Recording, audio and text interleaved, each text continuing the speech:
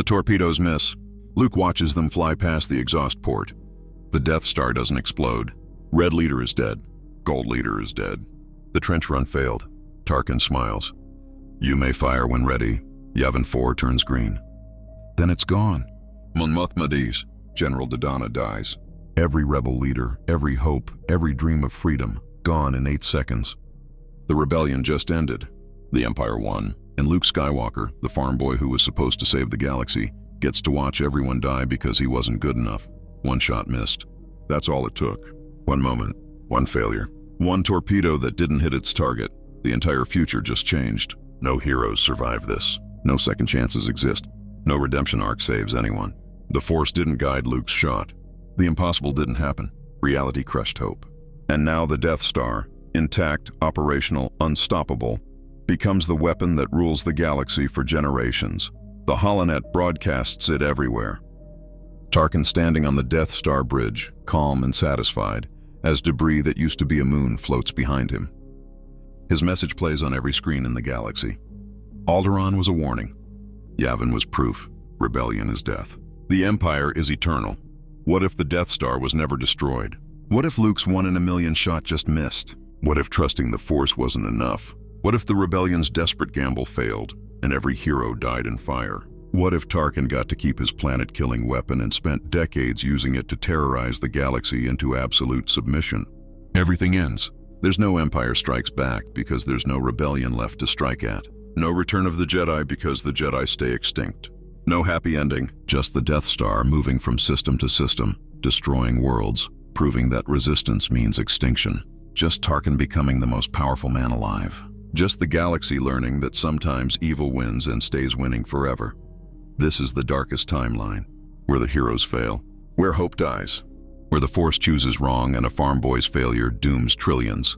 Let's explore what happens when the good guys lose. The moments after Luke's missed shot would be chaos. The Rebel fleet knows the attack failed. They know Yavin 4 is the next target. Every ship tries to evacuate the base, but there are thousands of personnel and only minutes before the Death Star fires. The math is brutal. Most of them won't make it. The pilots who survived the trench run watch as transports desperately flee the moon's surface while the Death Star's super laser charges. Luke would be in his X-Wing, alive but devastated. He trusted the Force. He heard Obi-Wan's voice telling him to let go, to trust his feelings. He did everything right, everything the Force guided him to do, and he failed anyway. The cognitive dissonance would shatter him. Either the Force abandoned him, or he's not who he thought he was, or Obi-Wan was wrong. None of these options are acceptable. Han Solo would be trying to save who he can. He came back for the attack, swooped in to save Luke from Vader, proved he's more than a selfish smuggler. Now he'd be loading people onto the Falcon, as many as can fit, knowing it's not enough. Chewbacca would be helping, roaring at people to move faster, carrying the wounded. They'd be heroes in a losing battle, saving dozens while thousands die. Leia would face an impossible choice. As a leader, she should evacuate, should preserve herself to rebuild the rebellion. But as Leia, she'd want to stay until the last transport leaves, want to save as many people as possible. She might be physically dragged onto a ship by her guards, might watch through a viewport as the base she commanded is consumed by green fire. Vader would observe all of this from his TIE fighter. He let the Millennium Falcon escape with a tracking beacon, expecting to find the Rebel base and destroy it conventionally. Instead, Tarkin used the Death Star immediately. Vader would be analyzing the situation, sensing through the Force the deaths of thousands as Yavin 4 explodes. And among the survivors, he'd sense something familiar, something powerful. The pilot who destroyed his wingman, who flew impossibly well, who reminds him of his own flying style. He'd want to know who that is. Tarkin's moment of triumph would be absolute. He conceived the Death Star, advocated for its construction, commanded it, and now he's used it to destroy the rebellion's leadership. He's proven his doctrine of fear, demonstrated that the Empire doesn't need local governance or political maneuvering, just the threat of planetary destruction. He'd be positioning himself as the Emperor's most valuable servant, possibly even eclipsing Vader in importance. The Emperor would be pleased but calculating. Tarkin's success makes him powerful, potentially too powerful. A Grand Moff who commands a planet-destroying battle station and just eliminated the rebellion could become a rival. Palpatine would congratulate Tarkin publicly while planning how to ensure the Death Star remains under Imperial control rather than becoming Tarkin's personal power base. The destruction of Yavin 4 would be broadcast everywhere. The Empire would make sure every system sees what happens to those who support rebellion. The footage would be inescapable. The green beam, the explosion, the debris field where a moon used to be. Trillions of beings would watch and understand that resistance is futile, that the Empire has won, that safety comes only through obedience. Some systems would surrender preemptively. Worlds that had been secretly funneling supplies to the rebellion, that had been planning to declare independence, that had been hoping for liberation, would immediately profess loyalty to the Empire. Better to bend the knee than to burn. The wave of submissions would be enormous, with sectors that had been problematic for years suddenly becoming model Imperial citizens, but some would resist anyway. Not organized resistance, not coherent rebellion, but desperate acts of defiance from beings who'd rather die than live under tyranny. Sabotage of Imperial facilities, assassinations of Imperial officials, small-scale attacks that accomplish nothing strategic but express rage and grief. The Empire would crush these incidents brutally, making examples that terrify others into submission. The survivors of Yavin would be scattered across the galaxy. A few ships escaped before the moon exploded. They'd have no central command, no way to coordinate, no shared plan. Each group would be on its own, trying to survive, trying to figure out what to do now that the rebellion is broken. Some would give up, would disappear into the galactic underworld or flee to the unknown regions. Others would continue fighting despite the hopelessness. Luke's psychological state would be critical. He left Tatooine believing he had a destiny, believing he was meant to fight the Empire, believing the Force chose him for something important. Now, he's failed the most important mission of his life. Thousands are dead because he missed. The rebellion is destroyed because he wasn't good enough.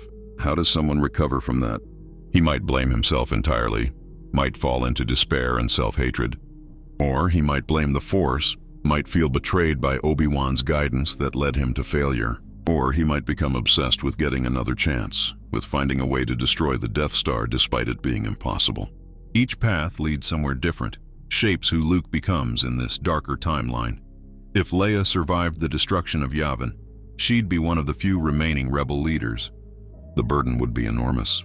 She'd need to gather the scattered survivors, rebuild some kind of resistance network, maintain hope when everything seems lost. But she'd also be hunted relentlessly. The Empire knows Princess Leia was at Yavin. They'd assume she died, but if intelligence suggests otherwise, finding and executing her would be a priority. Han and Chewie would face their own decision. They got paid for the rescue of Leia, but that was before Alderaan's destruction, before they joined the rebellion, before Yavin. Now they're wanted by the Empire for their role in the attack. They can't go back to smuggling, can't return to their old lives. They're stuck being rebels whether they want to or not, except the rebellion no longer exists to give them purpose or support. The dynamic between Luke, Leia, and Han would be strained. They'd all be traumatized, grieving, processing failure differently. Luke might withdraw into himself, consumed by guilt and confusion about the Force. Leia would be forcing herself to be strong, to be a leader, while internally falling apart. Han would be angry, feeling trapped, taking it out on the others. Their friendships would be tested before they fully formed. Obi-Wan's Force Ghost would try to contact Luke, to explain that failure doesn't mean the Force abandoned him, that sometimes even when you do everything right, circumstances don't align. But Luke might not want to hear it, might reject Obi-Wan's guidance, might even reject the Force entirely. This would leave him untrained, powerful but ignorant, vulnerable to falling to the dark side without even realizing it. Yoda on Dagobah would sense the catastrophe. The boy he was waiting for failed. The rebellion that was supposed to weaken the Empire is gone. The prophecy about the Chosen One bringing balance seems more distant than ever. Yoda would have to decide whether to emerge from hiding to find Luke and train him properly, or whether to remain in exile believing the Force will find another way. Vader's hunt for the mysterious pilot would intensify. He'd review the Death Star battle footage, would analyze the flying patterns, would become convinced this pilot has Force abilities. The Emperor would be interested too, seeing potential for a new apprentice. The possibility exists that Luke died at Yavin. Maybe his X-Wing was destroyed as the moon exploded. Maybe he couldn't escape in time. In this version, the last of the Skywalker bloodline dies without ever knowing his father is Vader. without training as a Jedi, without fulfilling any destiny. Anakin's legacy ends with the son he never knew dying as collateral damage to Imperial victory. If Luke is dead, the future becomes even bleaker. There's no one to redeem Vader, no one to challenge the Emperor. No Force user on the side of light who can grow strong enough to matter. The Jedi are extinct, the Sith rule, and the galaxy slides into permanent darkness. This is the worst timeline, where hope doesn't just fail but dies completely. But let's explore the scenario where Luke survives. He's alive but broken somewhere in the galaxy, trying to figure out what comes next. Vader's search would eventually find him. The Force connects them, father and son, even without either knowing their relationship. When they finally meet, it would be under very different circumstances than the canonical Empire Strikes Back duel. Vader might find Luke before Luke has any real training. A powerful but untrained Force sensitive would be easy to manipulate. Vader could offer training, could offer purpose, could offer a path forward when Luke has none. Without the rebellion to fight for, without Yoda's wisdom to guide him, Luke might accept. He might become Vader's apprentice, might fall to the dark side without understanding what he's losing. Alternatively, Vader might try to kill Luke, seeing him as a potential threat or rival. If the Emperor orders the boy's death, Vader would comply. The confrontation would be one-sided, a Sith Lord against an untrained Force sensitive. Luke would die unless he runs, unless he hides, unless he somehow survives long enough to get training from someone, anyone who can teach him. Leia's Force sensitivity would remain dormant in this timeline. Without Luke's presence, without the crisis moments that awaken her abilities, she'd never know she has the same potential her brother does. She'd be a political leader and fighter, but not a Force user. This removes one of the few potential challengers to Vader and Palpatine, making the dark side's dominance more complete. The Death Star would continue its reign of terror.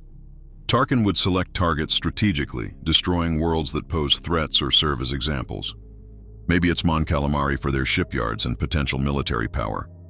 Maybe it's Corellia for its history of independent thinking and smuggler culture. Maybe it's Bothawaii for its intelligence networks. Each destruction would send shockwaves through the galaxy, would break more spirits, would force more submissions. The economic impact would be staggering. Destroying planets doesn't just kill their populations. It eliminates their production, their resources, their contributions to galactic trade. Each world Tarkin destroys makes the galaxy poorer, makes recovery harder, creates scarcity and suffering even on worlds the Empire doesn't target. The Emperor might eventually reign over a galaxy that's economically devastated, wealthy in power, but poor in everything else. Imperial citizens would live in constant fear. Today, your world is loyal and safe. Tomorrow, maybe a terrorist cell is discovered. Or maybe the local governor offends Tarkin. Or maybe the Death Star needs to make an example in your sector. You could be selected for destruction for reasons beyond your control or knowledge. This ambient terror would be psychologically crushing, creating a population of broken, submissive beings. Resistance movements would attempt sabotage. If they can't destroy the Death Star from outside, maybe they can infiltrate it. Maybe they can sabotage it from within. But the Death Star would learn from its vulnerability at Yavin. The exhaust port would be sealed or better defended. Security would be intensified. Any attempt to infiltrate would be detected and crushed. The station would become a fortress that's genuinely impregnable. Tarkin would push for more Death Stars. If one planet killer ensures galactic submission, imagine what 2 or 3 or 10 could do. The Empire has the resources and the political will. Construction would begin on Death Star 2, maybe in a different shipyard, maybe with improved design. Within a decade, there could be multiple Death Stars, each patrolling different sectors, ensuring no world is beyond reach of immediate destruction. The power struggle between Tarkin and Vader would escalate. Tarkin commands the Death Star and just saved the Empire. Vader is the Emperor's apprentice and enforcer. Both want Palpatine's favor and authority over Imperial policy. Tarkin believes in ruling through fear and technology. Vader believes in the Force and direct action. Their philosophical differences would create tension that could fracture the Imperial hierarchy. Palpatine would exploit this rivalry. He's a Sith Lord who believes in competition among subordinates. He'd encourage Tarkin and Vader to compete, would promise favor to whoever serves him better, would keep both off balance and focused on each other rather than on challenging him. This is how Sith maintain power, create conflict below them while staying securely above it. Vader might attempt to destroy Tarkin and take control of the Death Star. An assassination, a political maneuver, or a direct challenge. But Tarkin is clever and paranoid, would anticipate threats, would have contingencies. The Death Star's crew is loyal to Tarkin, not Vader. Any move Vader makes would need to be subtle or overwhelming, and neither is guaranteed to succeed. If Vader kills Tarkin, he becomes the Death Star's commander. This would make him extraordinarily powerful but also vulnerable. The station would become a target for every remaining rebel cell, every desperate saboteur. Vader would be effective but isolated, commanding a weapon of terror while the Emperor considers whether such a powerful subordinate is becoming a threat.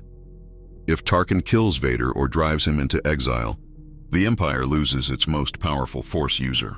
Palpatine would be displeased but might accept it if Tarkin's usefulness outweighs Vader's. The Emperor could find a new apprentice, could train another Sith, could replace Vader with someone less complicated. This would be a different empire, one where military might matters more than dark side mysticism.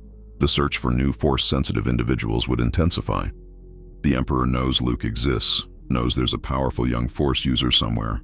There might be others. Survivors of Order 66's purge, hidden Force sensitives born after the Jedi fell. Palpatine would want them found, either to train as servants or to eliminate as threats. Inquisitors would scour the galaxy. Luke, if alive and hiding, would be the primary target. His power is too great to ignore. The Emperor would deploy resources to find him, would offer rewards for information, would make his capture a priority.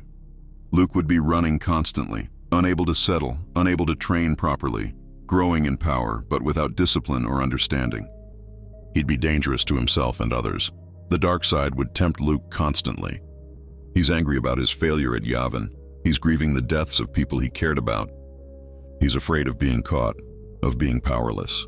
All of these emotions feed the dark side, make it easy to slip into aggression and hatred. Without Yoda's teaching, without understanding the Jedi path, Luke could fall without realizing until it's too late. A dark side Luke would be a catastrophe. He has Anakin's raw power, the potential to rival Vader himself. If Palpatine gets his hands on Luke and corrupts him, the Emperor would have a younger, more powerful apprentice. Vader would be replaced or killed.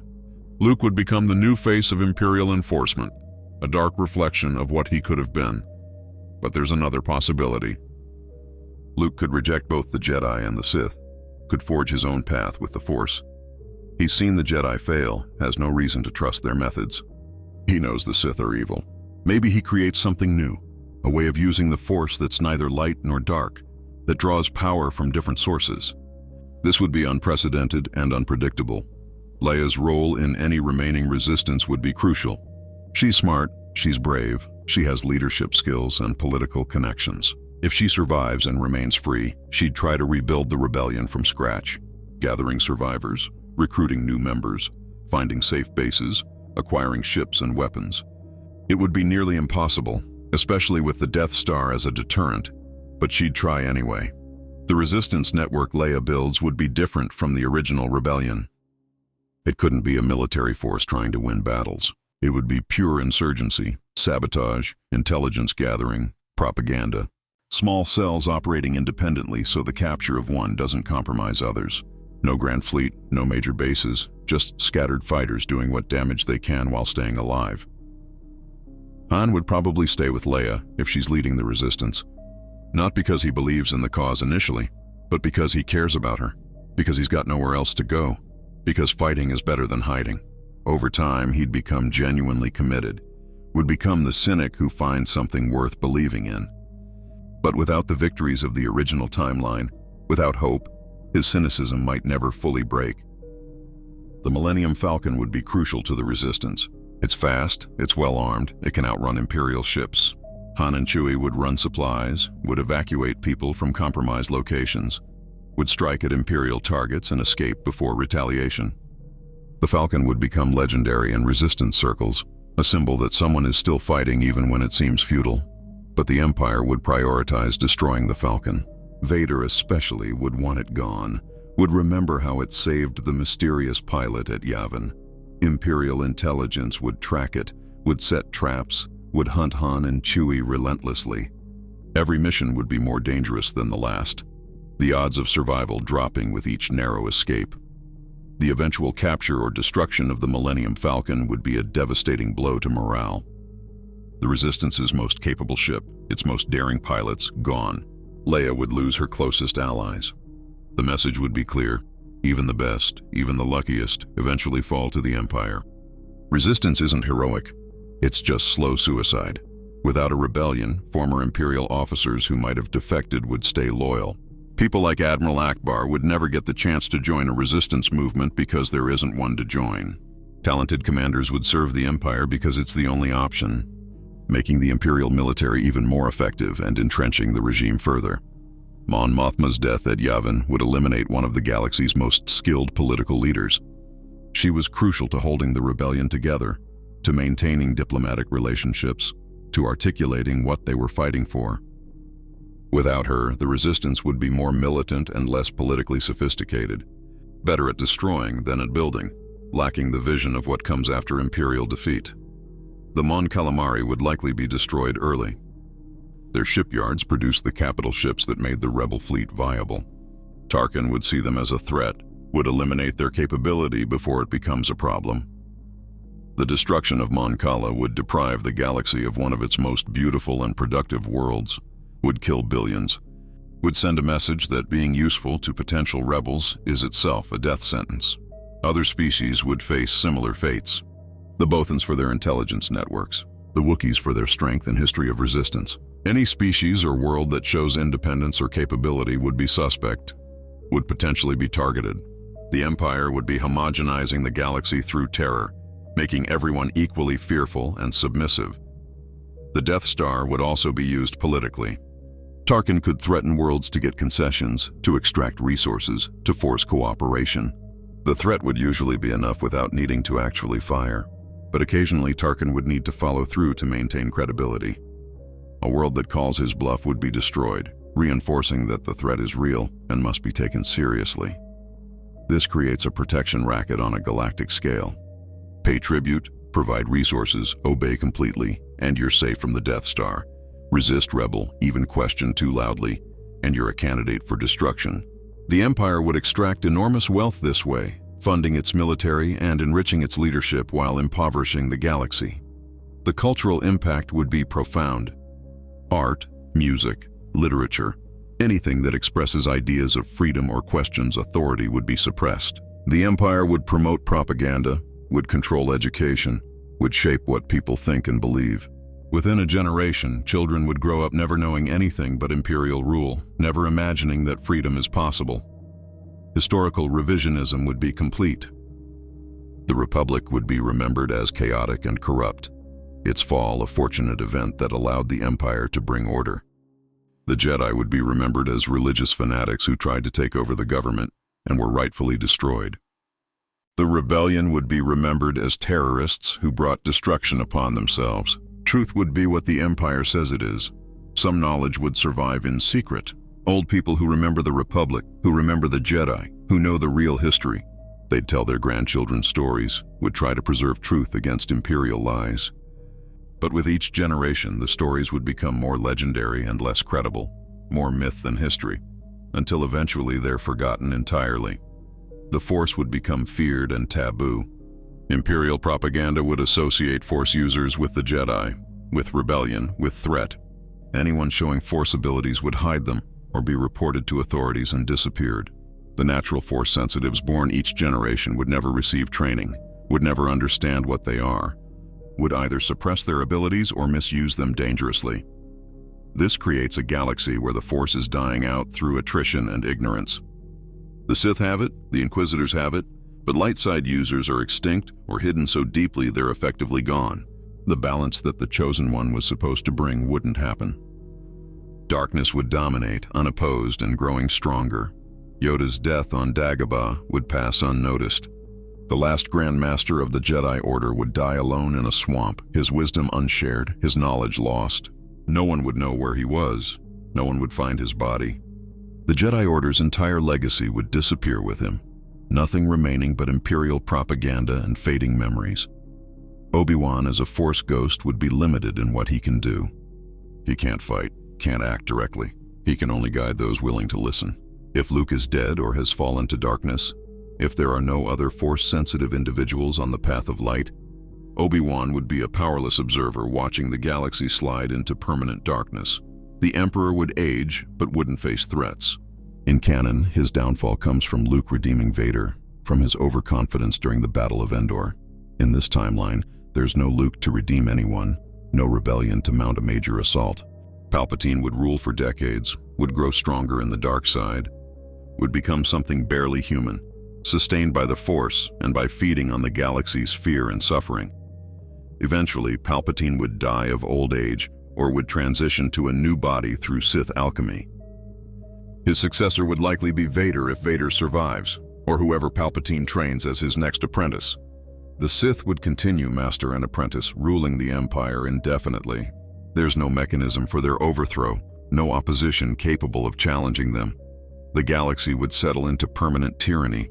After decades without rebellion, without hope, people would accept it as normal. The younger generations would think this is just how life is, would not conceive of alternatives. The Empire would be eternal not through force alone, but through the death of imagination, the inability to even conceive that things could be different. Technology would advance in twisted directions. The Empire would develop better weapons, better control systems, better surveillance. They might create smaller Death Stars, more portable planet killers. They might develop better ways to detect force sensitivity in children, to eliminate threats before they develop. Every innovation would serve control and destruction. Some distant corner of the galaxy might remain free for a while. The unknown regions, the outer rim territories too remote to matter, small pockets where the Empire hasn't reached yet, where beings live unaware that their freedom has an expiration date. But eventually the Empire would expand there too.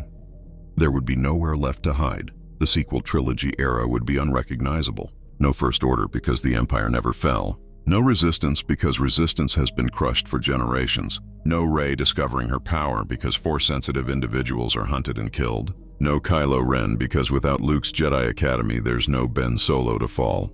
The timeline diverges so completely that nothing we know could happen, but let's explore the specific mechanisms of how the Empire maintains control for decades, and what life actually looks like under this permanent tyranny.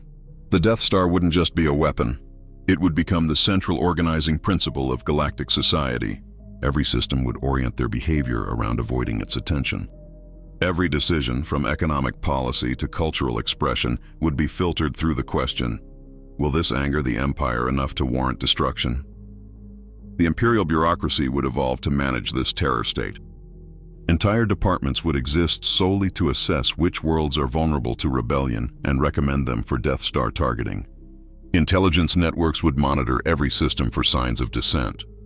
The bureaucrats who make these recommendations would wield enormous power, their reports determining which civilizations live and which die. This creates opportunities for corruption on an unprecedented scale. A bureaucrat could recommend a world for destruction because they were bribed by that world's rivals. Or they could threaten to recommend a world unless substantial bribes are paid.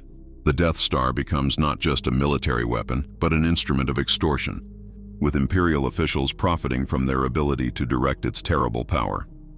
Tarkin would need to balance the strategic use of the Death Star against the economic devastation it causes.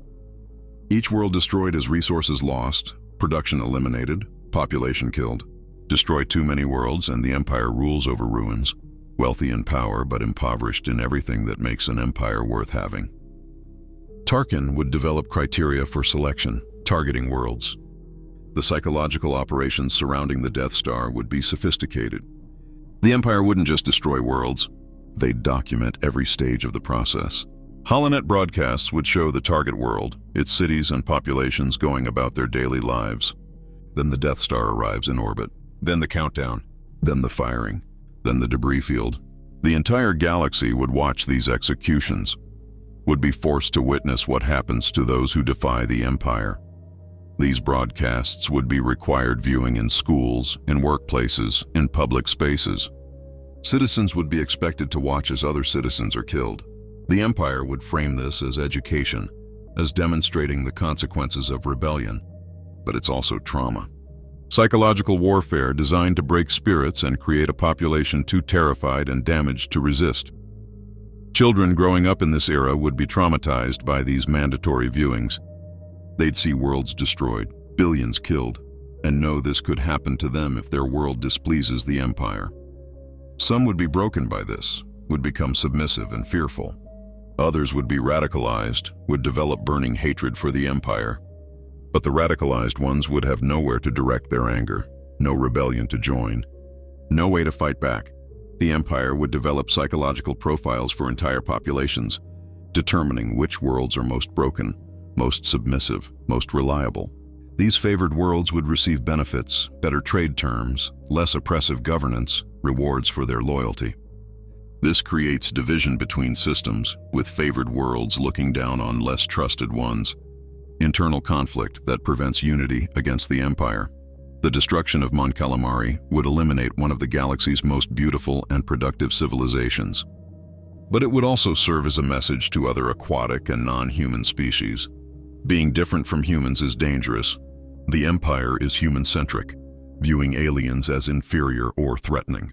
The loss of Mon Calamari would accelerate the Empire's xenophobic policies, creating a hierarchy where humans receive preferential treatment and aliens are second-class citizens at best.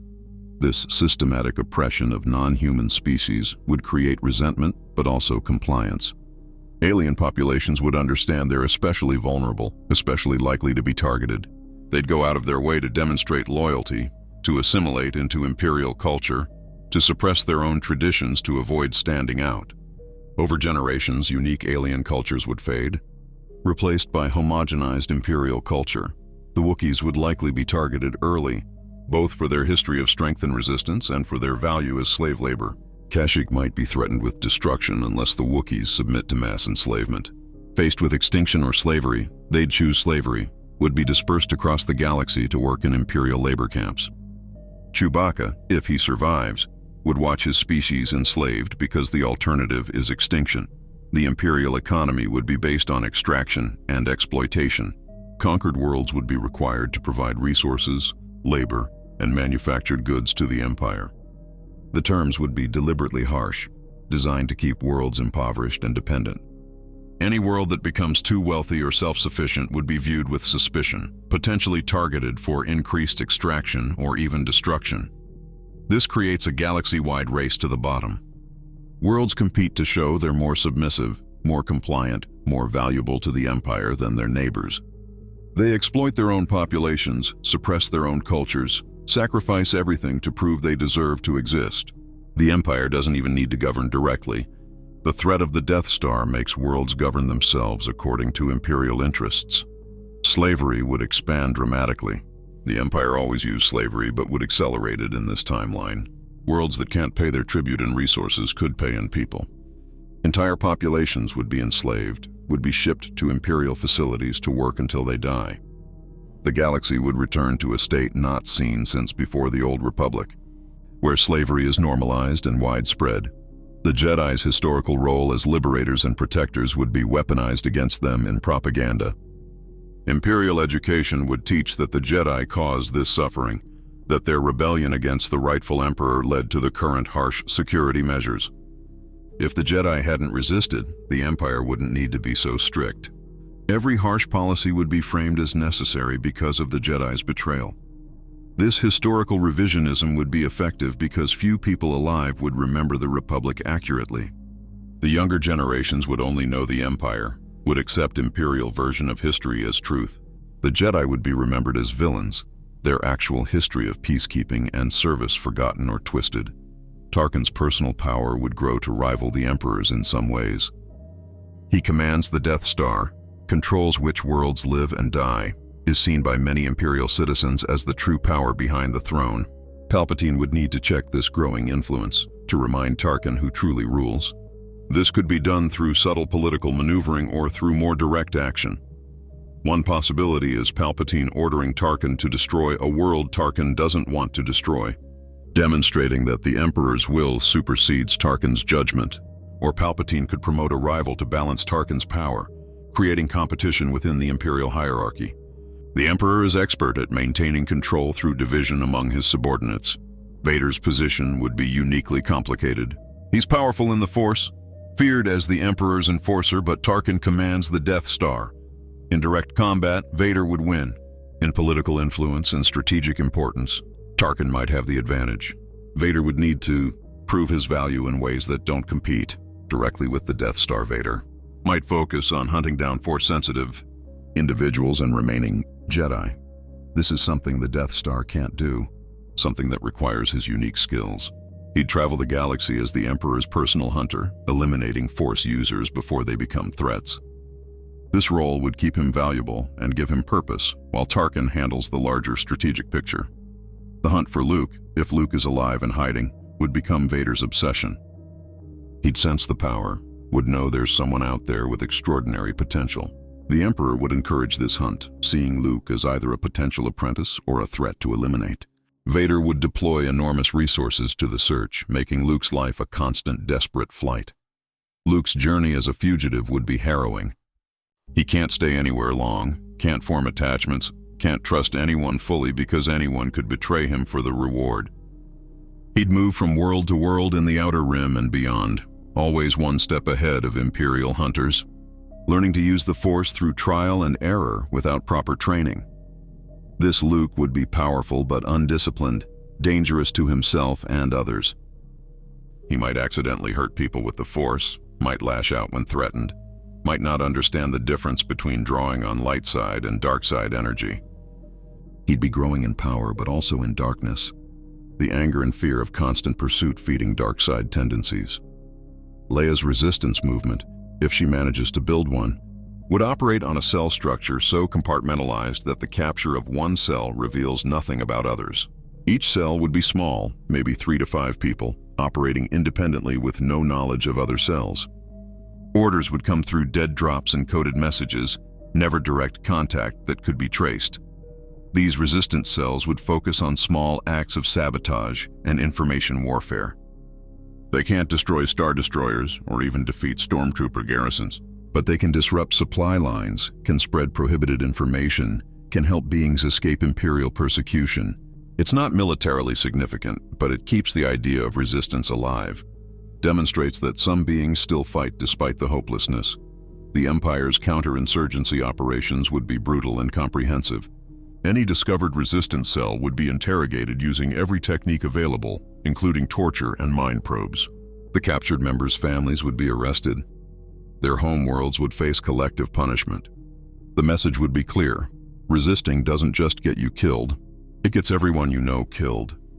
This creates a moral dilemma for resistance fighters. Is their fight worth the suffering it brings to innocents?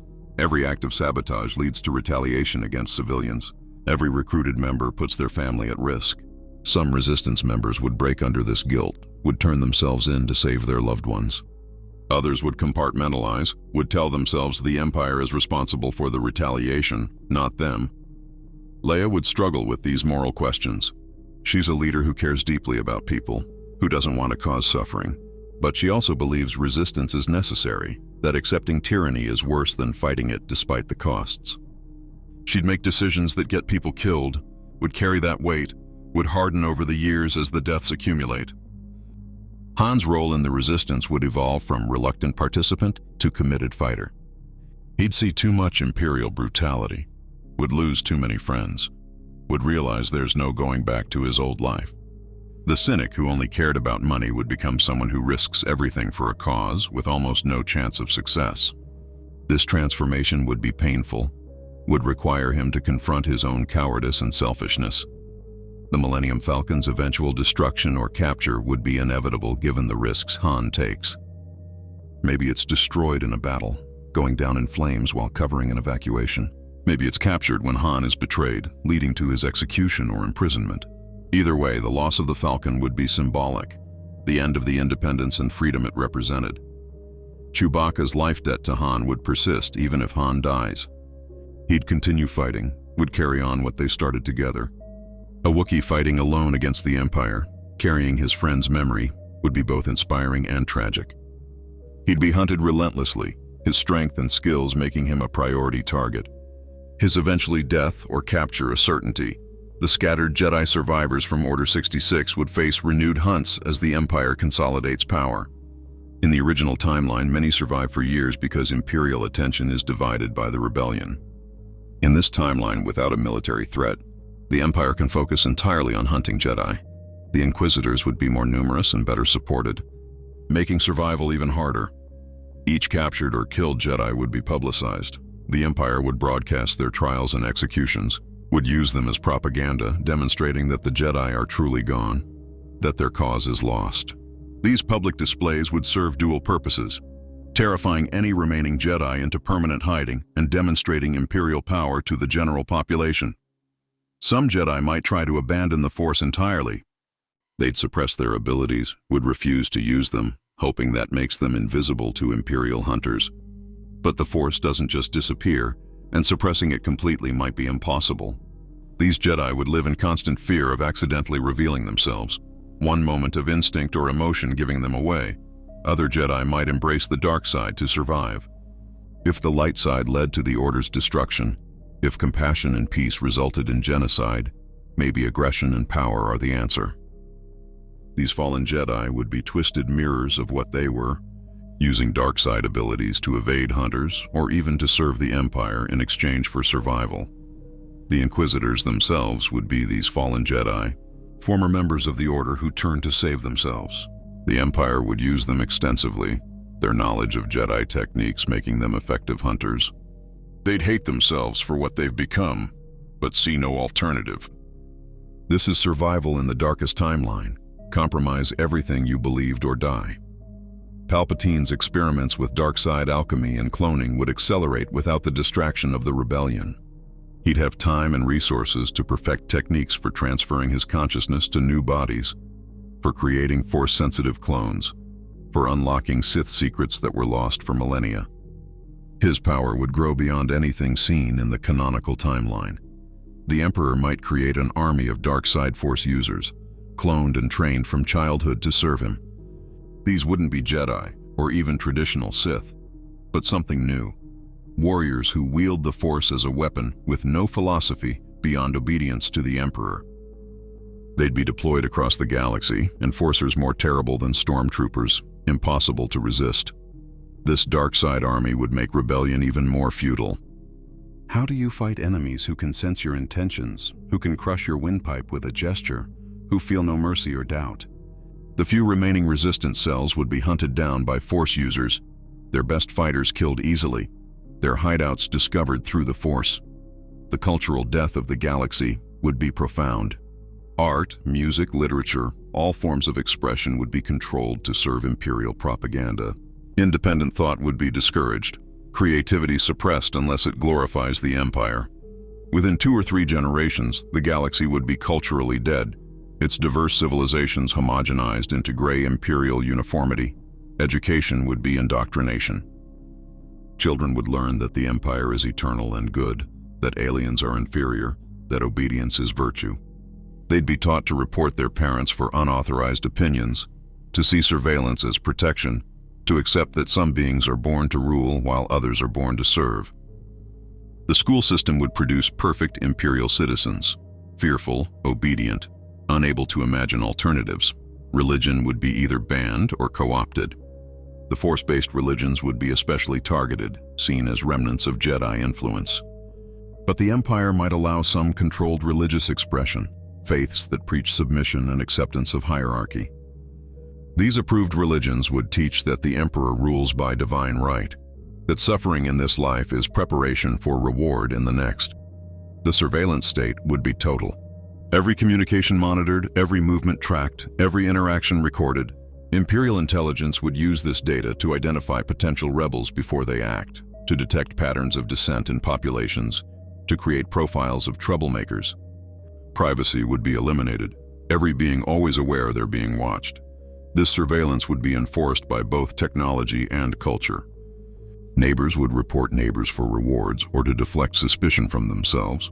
Children would report parents. Spouses would inform on each other. Trust would die, replaced by paranoia. No one could truly connect with anyone because anyone might be an informer. The destruction of Alderaan would be remembered as the first example, the demonstration that began this era of terror. There might be monuments to its destruction on Imperial worlds, not mourning it but celebrating it as the moment the Empire demonstrated its power. School children would visit these monuments and be taught that Alderaan's fate was just, the price of harboring terrorists. Bail Organa's legacy would be twisted by imperial propaganda. He'd be remembered as a traitor who hid terrorists and brought destruction on his own world. His actual service to democracy, his compassion and wisdom, would be erased. Future generations would know his name only as an example of why rebellion leads to ruin. The Organa family line would end with Leia.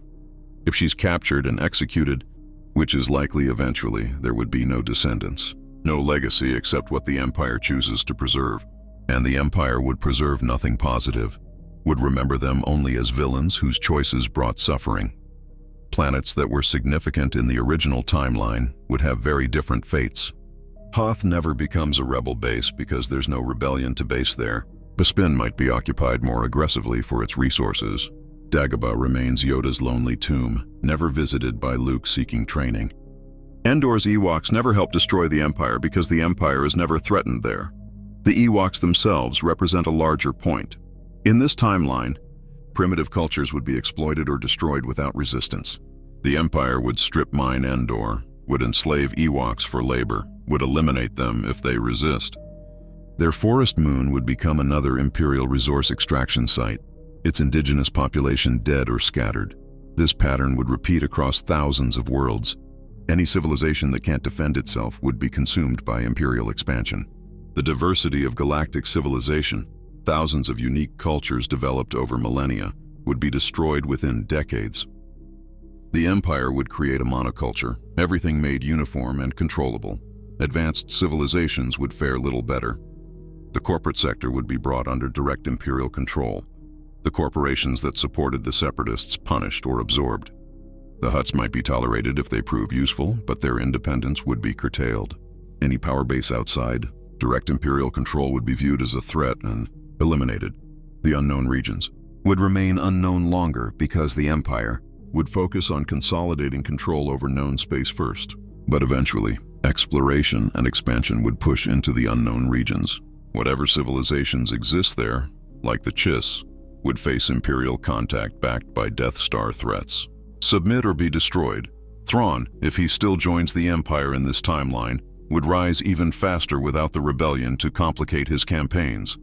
His tactical genius would be employed crushing resistance movements and conquering new territories. He might become Tarkin's rival or successor, another brilliant strategic mind competing for Imperial favor. The technology of oppression would advance. Better interrogation techniques, more effective surveillance, improved methods of population control. The Empire would invest enormous resources in perfecting tyranny, making it scientific and efficient. They'd develop psychological profiles for entire species, determining the most effective ways to break each one. Force-suppressing technology would be researched extensively. The Empire knows Force users are threats, so they'd develop collars or chambers that block Force abilities, making captured Force sensitives helpless. These devices would be used on Inquisitors as well as enemies, ensuring even the Empire's own Force users can be controlled if necessary. The military would become even more bloated and powerful. With no significant threats, the Empire could afford to maintain a massive fleet and army purely for intimidation and occupation. Stormtroopers would be everywhere, a visible reminder of Imperial power. Star destroyers would patrol constantly, demonstrating that no world is beyond the Empire's reach. This military dominance would be economically unsustainable in the long term. Maintaining such massive forces without an enemy to fight against would drain resources. But the Empire would extract what it needs from conquered populations, would let them starve if necessary to fund the military. The suffering would be immense, but the Empire wouldn't care as long as order is maintained. Some Imperial officials would grow uncomfortable with the brutality. They'd see that the Death Star and constant oppression aren't creating a stable empire, just a terrified one. They might try to advocate for less harsh policies, for treating conquered populations better to create genuine loyalty rather than just fear. These reformers would be purged or silenced, branded as weak or sympathetic to rebels. The Empire would justify everything through the narrative of bringing order to chaos. They'd point to the Clone Wars as evidence that democracy leads to conflict, that freedom creates suffering. The Empire ended that chaos, brought peace through strength. Yes, the peace is harsh and the strength is brutal, but it's better than war. This argument would be repeated constantly, would become accepted truth. Decades into this timeline, a generation would emerge that knows nothing but the Empire. To them, this is normal. The stories of the Republic would seem like myths, too good to be true. The idea that beings once had rights, could speak freely, could choose their leaders, would seem like fantasy. They wouldn't even know what they're missing. But human nature doesn't change completely. Some beings would still dream of freedom, would still chafe under oppression, would still imagine something better. These individuals would be rare and isolated, would have no framework for resistance, but they'd exist. The spark of hope wouldn't die completely, just become so small it's almost invisible. If there were a story to tell 50 or 100 years after Yavin, it would be about these dreamers discovering evidence that freedom once existed, maybe finding ancient recordings, holocrons from the Jedi, preserved memories of the Republic. The revelation that the galaxy was once different, that the Empire's version of history is lies, could spark something new. This new resistance would start from nothing, without weapons or training or organization. They'd be making the same journey the original rebellion made, but without the veterans who remembered the Republic, without Jedi to inspire them, without any of the advantages the original rebellion had. They'd be fumbling in the dark, trying to remember what freedom looks like. The Empire would crush these nascent movements easily at first, but each crushing would create more martyrs, would spread the dangerous idea that resistance is possible. Slowly, over years or decades, a new rebellion might emerge. Not the same as the original, but serving the same purpose, refusing to accept tyranny, fighting for freedom even when victory seems impossible. But this is optimistic. The realistic outcome is that the Empire's control becomes so complete, so total, that genuine resistance becomes literally unthinkable. The surveillance state catches rebels before they act. The education system produces beings psychologically incapable of imagining freedom. The Force users are all dead or corrupted. The darkness wins completely and permanently. What if the Death Star was never destroyed? The galaxy becomes a prison. Every world is a cell. Every being is a prisoner. The Empire is the warden, and there is no escape, no parole, no hope of freedom. Just endless submission to power that can destroy planets, that has destroyed planets, that will destroy more planets to maintain control. Luke's failure means generations of suffering. His missed shot echoes through time, a moment when everything could have changed but didn't. The galaxy that could have been free instead stays enslaved. The heroes who could have inspired millions instead die forgotten or corrupted. The light that could have pushed back darkness instead gutters and dies. This is the true cost of failure at Yavin. Not just the immediate deaths, not just the destruction of the rebellion, but the permanent loss of hope. The Empire doesn't just win a battle, it wins history. It becomes eternal, becomes the only reality anyone can imagine, becomes so entrenched that even the concept of freedom dies. That one shot Luke missed would be the most important missed shot in galactic history. Not because missing it was noble or led to something better, but because making it was literally the only thing that could save everyone. One shot, one moment, one torpedo, and if it missed, if the Death Star survived, everything beautiful in Star Wars dies and stays dead forever. This is what victory for evil looks like. Not dramatic, not glorious, just grinding oppression that continues until everyone forgets anything else was ever possible. The Death Star flying through space, moving from system to system, a permanent reminder that resistance is death and submission is the only way to survive. That's the nightmare. That's what almost happened. That's what one farm boy prevented by making an impossible shot and trusting the Force when he had every reason to doubt.